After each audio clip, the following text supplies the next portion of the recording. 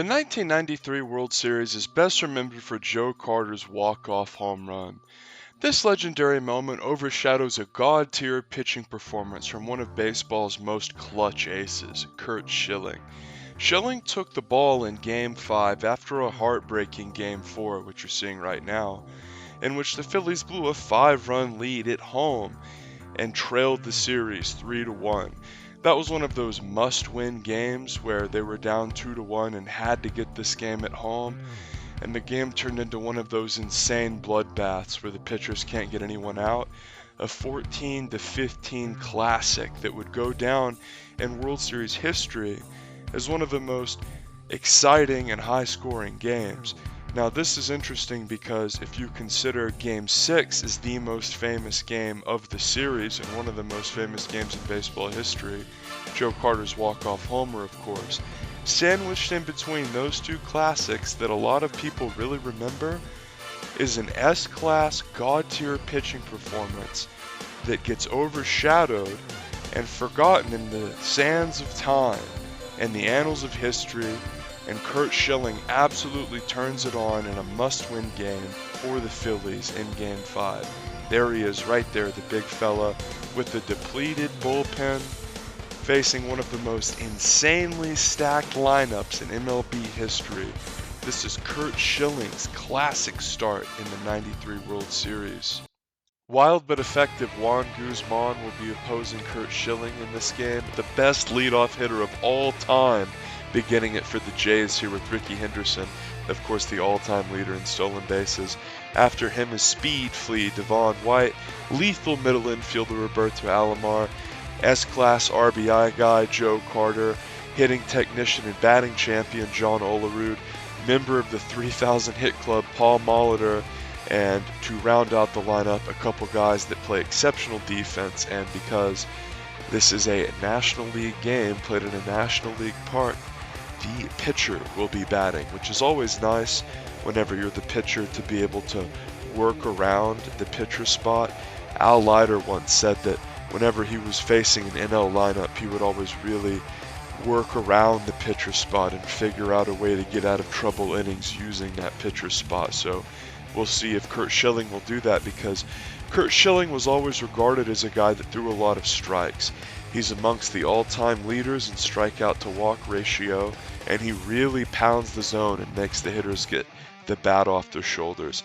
And I love that he began Rickey Henderson here with a big yacker, the old curveball. Schilling loves to throw his fastball aggressively, so it was very intelligent to open Rickey up with the curveball. Fastball outside there, catches the outside corner for a strike pitch. Schilling is known as a power pitcher, a guy that throws very hard, a hefty right-hander with a big leg kick. Schilling's a guy that comes right at you. He throws a plethora of strikes, as we see a grounder to second there, made for an easy out. Well played, the first out of the game recorded by Schilling. Always nice to keep Rickey Henderson off the base paths. And the defensive alignment here, very solid defensive unit, and John Kruk is a guy that a lot of you are familiar with because he's been on Baseball Tonight as well as MLB Network. LENNY nails DYKSTRA out there in the center field position, a guy everybody loves, a hard-nosed player that really gets in there and goes after it with extreme ferocity, an extremely clutch playoff player. As a ball is hit opposite field there, foul. Part of why it was so interesting for Schilling to start Henderson off with the first pitch curveball is as a power pitcher, Schilling is known for his splitters, his sliders, and his fastballs. He's not a guy like Koufax or Kershaw, known for a big hook, the big Bert Blyleven overhand curveball. No, this is a guy who sets the tone with his fastball, and then his secondary pitches are sort of predicated off of the fastball and look like fastballs initially before diving into the dirt. And this is a devastating tempo-setting aggressive style that Schilling employs, in addition to the fast pace with which he works. And keeping White and Henderson off of the base paths initially is going to be a cornerstone of keeping this lineup shut down, because both of these guys can really run. You have the ability to do stuff like hit and run or bunt and steal with White behind Henderson. Obviously a guy like White, who can sit there and take a lot of pitches and is a speed threat himself, enables Henderson to have a lot of pitches to steal off of. One of the most important parts of dealing with this lineup is keeping the first two guys off base. Rickey Henderson's reputation precedes himself. He's the all-time leader in steals. He stole 130 bags in a year. He's a premier run guy. He's the guy that if you have him on your team, he's one of the few guys in baseball history where you don't even have to think about where you're going to put him in the lineup. You simply pencil him in right there at the leadoff spot. You'd be a fool to put him anywhere else because his incredible eye, his high on base percentage, his penchant for power despite being a leadoff guy, as well as his ability to reach base and the best speed and base stealing ability of all time make him the guy that you want, number one in the lineup, no matter what. And Devon White behind him was an all-star this season as Devon flies to center field. Lenny nails Dykstra, is going to reel that one in. But White was a guy who would consistently have well over 20 steals a season, made an all-star team this year, and was excellent at watching pitches and seeing Rickey go to work. Roberto Alomar steps in and looks at a ball high. Schilling is a guy who loves to establish his fastball early in the count, get ahead in the count, and it makes all of his breaking pitches way more lethal when he's got that fastball working. Missing just high again there is the big fella for ball two. Schilling winds, fires, and he misses low and in. Roberto Alomar very fast as Schilling clips the outside corner. Alomar very clearly taking there, expecting the free pass. Schilling doesn't want to put him on even with 2 outs and nobody on base because he's so fast. Schilling goes with the high heat there, just misses. And an excellent frame job there, but unfortunately it goes unappreciated by the umpire. And stepping in is premier power hitter Joe Carter. Carter's somewhat of a free swinger. He gets his fair share of strikeouts so he can achieve those fabulous RBI numbers, and Schilling is really keeping an eye on Roberto Alomar here as Joe Carter fouls off the second pitch there. We can see how exceptionally fast the Blue Jays were, with the first and third all-time postseason steal leaders batting first and third in the lineup. Schilling trying to dispose of Carter here in the first inning. Doesn't want this to turn into one of those long-winded nightmare innings, as after going outside he pumps Carter with the hard inside fastball, and right after that goes back away, and Joe Carter works the count full, and with a full count and 2 outs the runner will be going. Joe Carter skies a ball to center field. Lenny nails Dykstra, will track it down and bring it on in, and Curt Schilling has a very successful first inning against a very scary offense. The tremendously clutch firebrand Lenny nails Dykstra will be leading things off for the Phillies in the bottom of the first. Behind him is Mariano Duncan playing second. After that, the charismatic John Kruk manning first. Dave Hollins will bat cleanup, followed by Darren Dutch Dalton, the revered team captain. Jim Eisenreich will play right and bat sixth. Milt Thompson batting seventh, playing left. Curt Schilling and Kevin Stalker will round out the lineup. As far as the Blue Jays defense goes, 10-time Gold Glover Roberto Alomar is manning second base. John Olerud's right beside him with his helmet after having plates in his head. And Rickey Henderson has a notorious weak arm in left field despite his tremendous speed.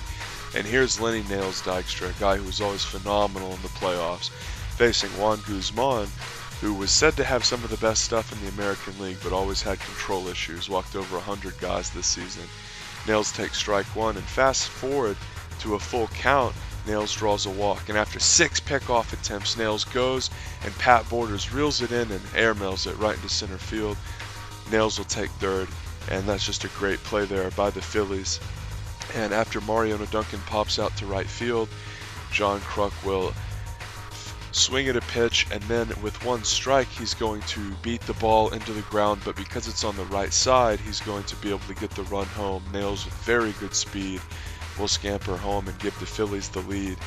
And after the cleanup hitter Dave Hollins recorded an out on a strikeout, Curt Schilling is going to have to go to work here against the very scary John Olerud. This is a guy that flirted with hitting 400 and was just an exceptional talent his whole career. A guy that a pitcher really feared because OLERUD really understood the way that the pitcher-batter dynamic worked and had a great memory, and was a guy who really thought out there and didn't just look for the same thing. He wasn't a dead red hitter, a very deep and intelligent opposing player to have to deal with as a pitcher. And this lineup is full of guys that are very difficult to deal with. You have Rickey Henderson at the top, who is a career 400 on-base guy, walks all the time. You really have to give him strikes to get him to swing the bat, and of course if you walk him, he's going to be a nightmare on the base paths. After working a 2-2 count, John OLERUD receives a breaking pitch on the outside part of the strike zone and lofts it to left field. That ball is going to be retrieved by Milt Thompson, and Curt Schilling talks about pitching under pressure, one of the best clutch performers ever. Let's hear what he has to say.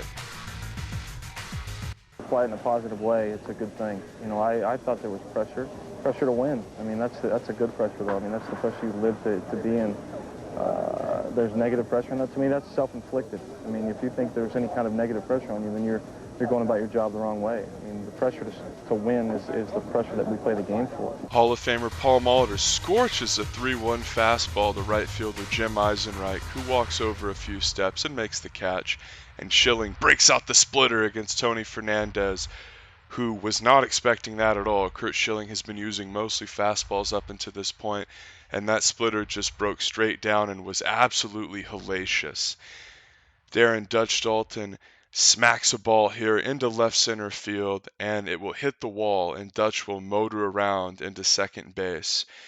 A couple outs will be made behind Dutch, and one of those outs was made by Jim Eisenreich, who got him over to third on a ground out. Milt Thompson popped out after that, and Kevin Stalker, the 8th place hitter, is at bat here, and Cito Gaston says, well, we're from the AL, let's pitch to him, LOL, despite the fact that Schilling is up in that 9-hole, and a double is ripped down the line as the decision not to walk the 8th place hitter blows up in the face of the AL manager. It's always interesting when you see these AL managers put in these NL-centric situations, and you see another shot of a double there. So now it's 2-0 Phillies, and it looks like Curt Schilling will be down 0-2 and just wave helplessly at a slider, so it sort of really looks like maybe you should have walked old Stalker. Schilling attacking as usual, and catcher Pat Borders loops a single into right, which is trapped by Eisenreich, and unfortunately for Schilling, that 8th place hitter reaches. But a similar scenario here where the pitcher is coming up, and it's a very obvious bunt situation. It's an AL pitcher, and you know he really has no chance at all to swing the bat here, and really you're just hoping he can get a legitimate bunt down and not screw it up, pop it up, bunt, do a double play. So here's Juan Guzman, who Cito Gaston said was uncomfortable as far as all of his pitchers go, and he bunts right to John Crucker, and the Crucker throws a perfect dart to the second baseman Duncan covering, and that was just textbook. If you know a pitcher has absolutely no chance of pulling the bat back and swinging and doing what you call the bastard play, and you can really sell out for the bunt like this, then you can cheat him so far. This is like the old school Keith Hernandez play where you're almost standing in the batter's box when the guy's gonna bunt. You're so sure he's gonna bunt. You can't do this if there's any chance the guy can pull back, because he can hit a screamer right in your face. But with Pat Borders on second, he couldn't really take advantage of John Kruk leaving early. And what's interesting about this is if you have your catcher in the 8th place spot in your lineup, which is pretty common whenever you consider that catchers are usually the worst hitters on a team, then it puts you in a position where you're handicapped as far as running goes whenever you want your pitcher to do stuff in the 9-hole. And the Blue Jays are just so deflated here. You really want to get to an ace like Schilling early, and they're forced to try to play more small ball than they usually do in the AL. And all of a sudden it looks like Schilling is on a roll. The lineup's turned over. You get to face Rickey Henderson with no one on and 2 outs, which is how you like it. And Schilling is really establishing rhythm here, and he hasn't shown a lot of his breaking pitches. He's done the prototypically intelligent starter thing of hiding a lot of his build orders and strategies and things that he wants to do to get people out in jam situations, and he's been using his high fastball to establish tempo. So the Blue Jays really gutted there, putting the bunt on, and the bunt isn't a sure thing, especially with an AL pitcher. Curt Schilling peppers Rickey Henderson with high fastballs to get into 2 strikes and gets him to make an out on another high fastball. Really the worst case scenario for the Jays. Schilling has a lead, he's cruising, he has his command. You don't get the lead off with Rickey Henderson the next inning. In fact, Devon White will come up and get down 0-2 very quickly, and Schilling breaks the splitter out on White. And you can see Schilling really has the splitter working. Oh my god, that thing's just hellacious. It has so much biting downward movement, and it looks like a fastball coming out of his hand. It's truly devastating. Roberto Alomar yanks a single to right field, and that'll bring up scary power hitter Joe Carter. Carter will work a 3-2 count against Schilling with 1 out and a fastball outside swung at for strike 3, and a ball perfectly thrown by Dutch right in the runner's path, so the second baseman doesn't even have to move his glove. Just a beautiful strike him out, thrown out, and Toronto can't get anything going against the big fella. The Phillies didn't score in the bottom half of the 4th inning, so we fast forward to the 5th, where Curt Schilling starts John OLERUD off with the strike. And whenever Curt Schilling gets ahead, he's not the type of pitcher that's going to let teams back in the game with unforced errors. He goes right after guys and is famous for his strikeout to walk ratio being sky high. OLERUD works a 2-1 count, Schilling gets a fastball in on his hands, and OLERUD sends a ball to the deep warning track, but Eisenreich reins it in. And right behind the dangerous OLERUD is the even more dangerous Paul Molitor. Fortunately for Schilling, his slider-splitter combo works way better against righties. Ooh, and the turf monster eats up Mariano Duncan there as it took a bad hop. Thankfully, Darren Dutch Dalton was directly where he needed to be to back up the play. And for Curt Schilling, that's unfortunate. It's an error, but it's only a single, as that vet turf really ate up Duncan. Little lazy fly ball to left field there from Fernandez to get an out, and Curt Schilling is very close to getting out of this inning as Pat Borders steps in. Schilling looks in at Dutch, says okay, fires a ball low, and then he gets a fastball up to try to challenge Borders. Borders puts some wood on it and nails, ranges in to the center field track to get out of the inning, and Curt Schilling, dominant, rolling, attacking the zone. Juan Guzman has absolutely no chance at this high heater. Curt Schilling then walks both Henderson and White on 3-2 counts, so the very dangerous Roberto Alomar will get to come to bat here as the winning run at the plate. Things get that scary that fast for Schilling. Schilling up 0-1 in the count, throws a ball and gets Alomar to hit it right to Mariano Duncan, who flips to the shortstop for a beautiful tailor-made double play. Hard to get a double play when you have that much speed on the base paths. Schilling escapes. Diamond Jim Fregosi gazes upon his gallant right-handed ace, knowing that his bullpen is not going to be much use to him this game. This was a bullpen that had been ridden hard down the stretch. Guys like Larry Anderson's arms were barking at them, and in that 15-14 massacre last game, pretty much everyone was used, including closer Mitch Wild Thing Williams, who came in and had a disastrous 8th inning. Schilling fires away again on the outside corner to Joe Carter. Carter, of course, a down and in power hitter, so you want to try to keep the ball away from him. And Schilling moves on to John OLERUD here, who waves at a high heater, and OLERUD's sort of sitting there like, well, crap, and then a little tomahawk chop goes right to the shortstop, who fails to make the play, so a man is going to be on first for a big show. Look at Nails Dykstra run in there to make sure he couldn't get a double out of it. And here's the red-hot Tony Fernandez, who's been dealt with well throughout this game. And the odometer is starting to get up there for Curt Schilling, so he really needs to get out of this inning quickly. He's still got a couple more to go if he wants to get the complete game. Nails ranges over and reels it in. Beautiful inning. Top of the 8th, Phillies still up 2-0. Schilling has looked untouchable thus far, and he fires a ball to Pat Borders that gets slapped into left field. And Borders has 2 hits today, and he will probably be pinch hit for, considering the speed options on the bench, and he is. This, of course, will mitigate the double play possibilities, and they really want to get that first run home. And Rob Butler comes up here to pinch hit. He employs a defensive stance. He's choked up severely. Schilling gets into 2 strikes. Really wants a strikeout or a double play here. and he'll squib a ball here through the right side of the infield. As my goodness, that pinch runner makes it all the way to third, so it's first and third with no outs, and a 2-2 count here for the extremely dangerous Rickey. And Schilling stops the ball, muffs it a bit, then fires to home, and that pinch runner's caught out. Schilling's going to try to cover the plate, and mercifully the runner's tagged up.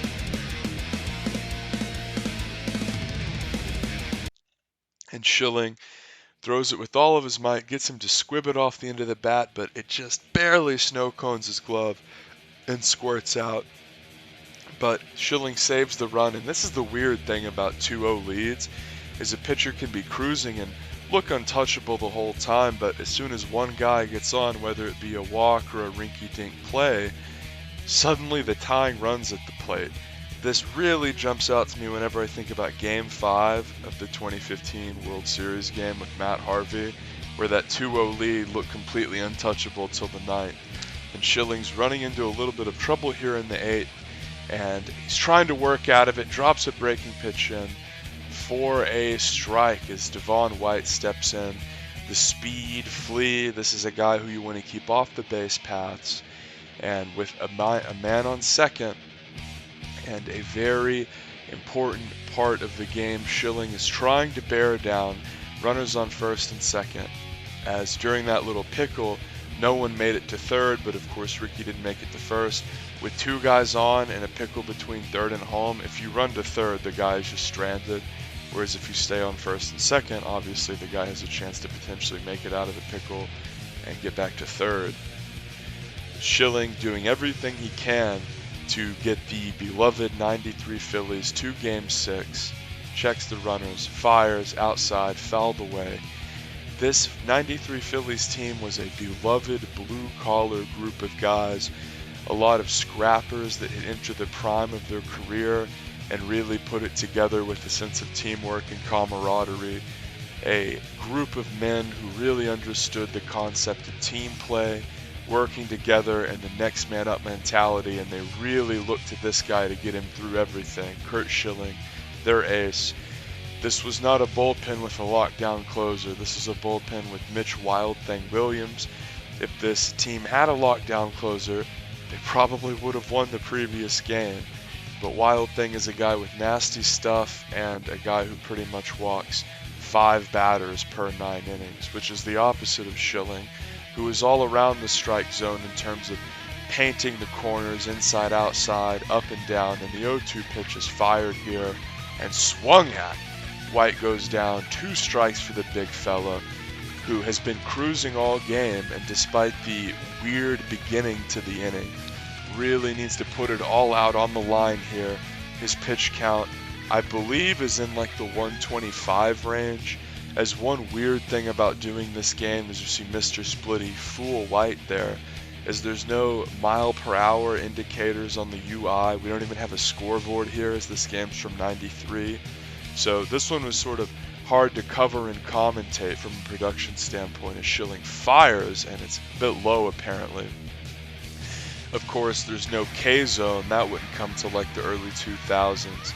Part of why I covered this game was it's archaic enough and esoteric enough for almost no one to have seen, and still special within baseball history and within the history of elite pitching performances, as a pitch does find the strike zone there. ALOMAR, one of the most lethal and intelligent hitters in this potent lineup. Schilling desperately trying to get through this inning, and Diamond Jim Fregosi might as well just be hardwired in to the dugout. I mean, his spikes could be one with the floor of the dugout. There's no chance he's removing Schilling, as we see nails there. You're in a situation as a manager here where you're all in on your ace. This is not only your ace for your team, but the ace of the series, and a ball, gets called a strike on the outside as Schilling fired that ball just over the outside corner. But if you're Diamond Jim Fregosi, this is your everything man. You have a bullpen that is not only exhausted but inconsistent, and showed itself to be just that in the previous game. And the idea that you're going to call down to a Mitch Williams, who just pitched an insane amount of pitches, as Schilling tries to go outside again there and barely misses, and says, okay, do Do I want to attack again outside, or maybe do I want to look at something low? It's that old pitching adage of whenever an umpire gives you a borderline call at a certain part of the plate, you're going to be way more likely to go back to that spot and maybe throw it a bit outside to try to get that call. 2-2, 2 out, runners on first and second, and Schilling throws him the high gas and it gets fouled off. ALOMAR was a patient hitter with a good eye. He's not one of these RBI guys that will swing and miss at a lot of pitches. That's an interesting dynamic that has been featured throughout this series, as RBI hitters are more likely to swing and miss. They're paid to drive in runs. And Schilling here is up to 132 pitches. This is everything that's right about playoff baseball. As we can see, he had double the amount of strikes as balls. The vet is loving this. This is your Clydesdale, your ace, your everything guy, just hard carrying the team, leaving it all out there, doing everything he can to put his guys on his back, his city on his back, and Schilling locks in here at 2-2, fires the ball, and it's fouled off as Roberto Alomar just doing everything he can to battle Schilling. A phenomenal player in his own right. This is part of why baseball is so great. This epic 1v1 between pitcher and hitter. Schilling giving everything he has here as his pitch count just soars into what would now be considered the astronomical range, the mid-130s. And remember, folks, the 9th inning is still after this, so if Schilling can manage to escape with the lead, how eager do you think Diamond Jim Fregosi is going to be to put Mitch Wild Thing Williams into the game?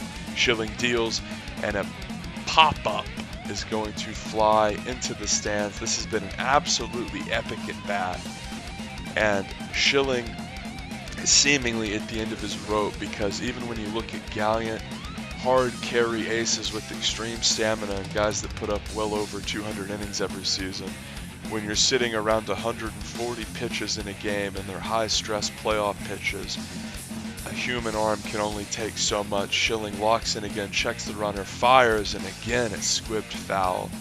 Just a phenomenal battle here between two carries of their team. You love to see this.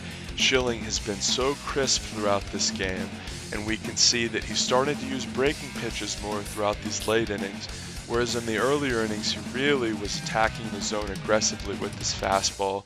This is an old school philosophy that ace pitchers would use, where they would show you the heater a lot early in the game and sort of save their breaking pitches to show you until later in the game so they could get out of jams like this. This epic at-bat continues. Schilling fires, and a ground ball will be hit and thrown to the Crucker, who reels it in as the big fella escapes. Huge inning. A hard carry performance indeed. 2-0 Phillies going into the 9th. Consider if this game had happened today in the 2022 and on era. You have a hard carry warrior, a guy with an incredible amount of moxie, and a guy who you've been hitching your wagon to all year through 8 innings at 136 pitches. Do you think that they would pull him? Every single time in the modern era they would pull the pitcher here and put in the closer. Doesn't matter how many pitches the closer threw the previous day. It doesn't matter how bad the closers looked. They're going to him every time. And this was back in an era where starting pitchers were really allowed to go deep into games, especially in the playoffs. The 1995 Game 5 ALDS, where David Cone threw 147 pitches against the Mariners, one of the best games ever played, comes into mind as Schill zips in a strike there, as Veterans Stadium is rocking tonight. And Schilling fires again, little lollipop there high for a ball. And the interesting thing about Schilling here is he's been dealing all night. This is a guy who's ranked at the very top in strikeout to walk ratio. And oftentimes, veteran teams like this would sit there and say to themselves, well, we'll be patient, we're going to work walks, we're not going to give him easy outs. Even if we ground out or even strike out, it's going to be a 5+ pitch at bat.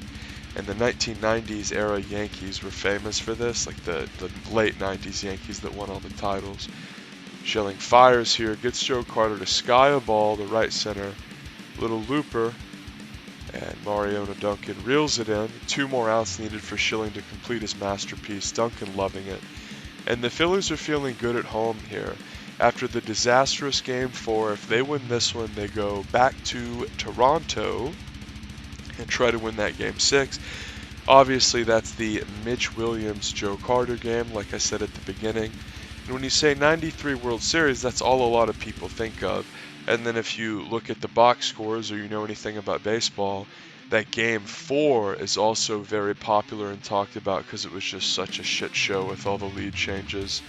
And that's interesting in the sense that that was an offensive explosion and the most important turning point game of the series. But in terms of highest quality, as we see a grounder hit here, fielded easily, and the runner's thrown out. One interesting thing about this game is this would be like the highest quality game if you were like a connoisseur and a true baseball fan and a guy that appreciated good pitching. Because the bloodbath games are cute, and we always hear ostentatiously from panels or from absolutely disgusting commissioners that people always want more offense. That's what people want, more offense, we need more runs. It's like, no, what people actually love are pitchers' duels.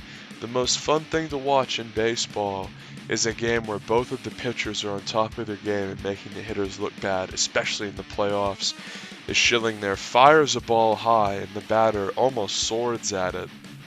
This is Paul Molitor, 3,000 hit club member, and one of the best hitters to walk the planet in the last 40 years. This guy was so consistent. Schilling fires, and the ump does not give him the call.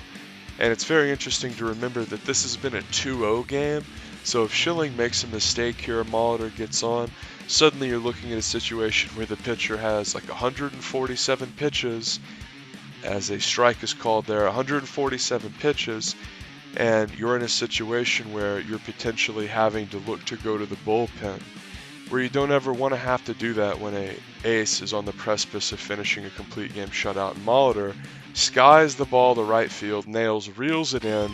As the masterpiece is complete, Schill finally smiles, shakes the hand of his beloved captain, Darren Dutch Dalton, the late legend, doffs his cap a bit, adjusts it, and says, wow, what a legendary performance, taps up the Crucker. And if you look at Curt Schilling's history and his career arc, is Rickey Henderson sitting there saying, I can't believe we couldn't score a run. This was only the second time in all of 93 that the Blue Jays been shut out. You look at that lethal attack they had. It's no surprise. And let's hear what Schilling has to say. Defense. We played a great solid game in the field today. The fans were outstanding. You know, getting up on their feet every time we needed a big out. And we made the plays when we had to make them tonight. You were just telling me, and I can't believe it, but you're going to be available to pitch again this weekend? I'll be able to throw relief on Sunday, hopefully. You know, Game 7 is for all the marbles. That's just incredible. So you see the box score there, and you hear that after 150 pitches, this guy is willing to throw relief on Sunday. And when he says Sunday, this game occurred on Thursday, so that would be hypothetically a Game 7. Obviously, they never got there. But you think about a game where Curt Schilling comes out, Game 7, like Randy Johnson in the aforementioned 95 ALDS, and has a chance to shut the door. It didn't happen, but this was an incredible game that people never give enough credit to. Curt Schilling's immortal performance. Sub for more.